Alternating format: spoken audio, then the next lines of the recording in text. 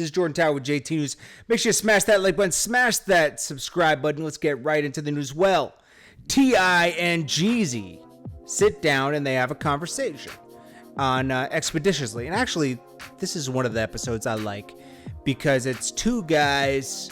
Jeezy and T.I. are friends, so they can really talk more comfortably with each other.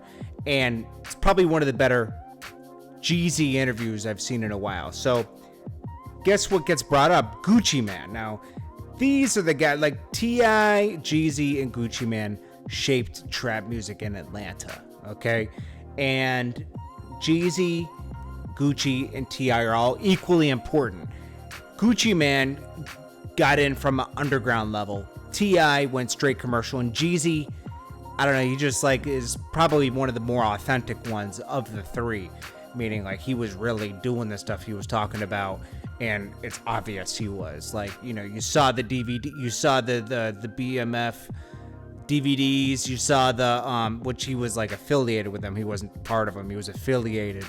And then you saw his The Trapper Die DVD, which was fire. You know, like you really had a story with him. And then he was part of like the what was the group with Bad Boy, with Jody Breeze and all them. He was part of that group.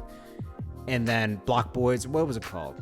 Something Boys. Anyways, he was part of them, and then he got signed to Def Jam, and the rest is history.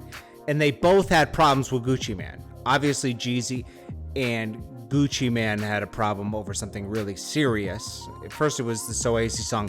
Then it got real serious because Jeezy put like a bounty on his chain. It was crazy. T.I. kind of was... T.I. said something on the radio, and then Gucci reacted to it. Now, what it was, this is what it really was. They could talk whatever it was. It was really industry versus underground.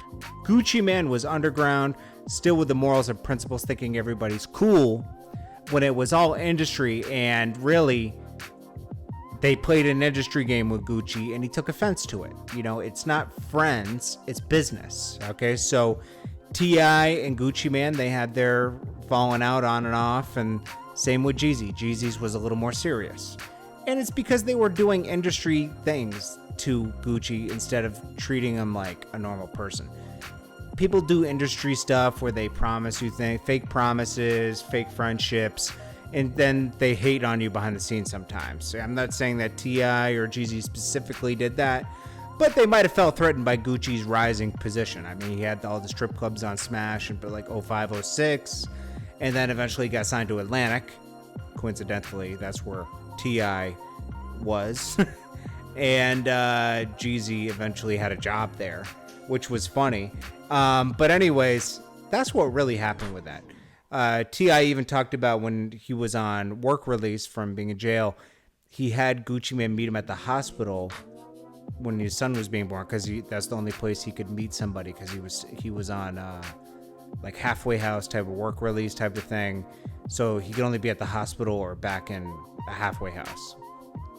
And then he was like, I thought it was weird that he met me there because you know, if you have a problem with somebody, why would you meet him there? When Gucci Mane wanted to meet with you and you said that's the only place he could meet, then you thought it was weird later in the conversation. I don't get how T.I. thinks sometimes, but you know, they were talking about that, could they all sit down and work it out? And that would be big. I think they could, maybe. I mean, Gucci Mane always says he'll never be cool with Jeezy. I think he'll be cool with T.I. again, but Gucci Mane is one guy one day and another guy another day. Like, he's like almost like two people, you know? So you never know who you're going to get. And you can't completely trust him because of that, because you never know which Gucci you're going to get. So I kind of get what they were talking about on that.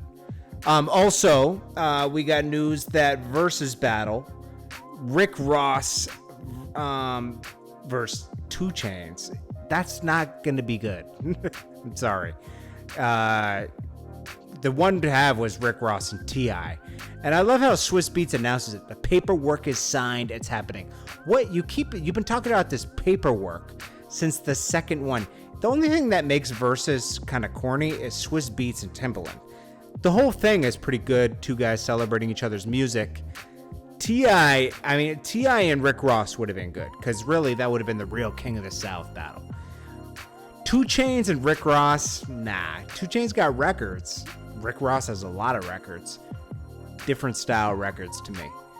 Rick Ross is making more street music, and 2 Chainz is street pop to me. To me, okay? I liked him in the beginning, underground. Then he kind of shifted into making like a pop. I don't know. It's just, I think T.I. and Rick Ross would be a better matchup. I think 2 Chainz would match up way better with somebody else. I'm not sure who. I'd have to give that some thought. But anyways, what do you guys think? This is Jordan Tower with JT News. The Versus thing is cool, but like they're just doing it to do it at this point. They're just like, yeah, do this one to this one. You know, they just want to hear old records. Just have a DJ come on and play the records and then do an interview with the artists. I mean, come on. Anyways, this is Jordan Tower with JT News. I'll check you guys later. Peace.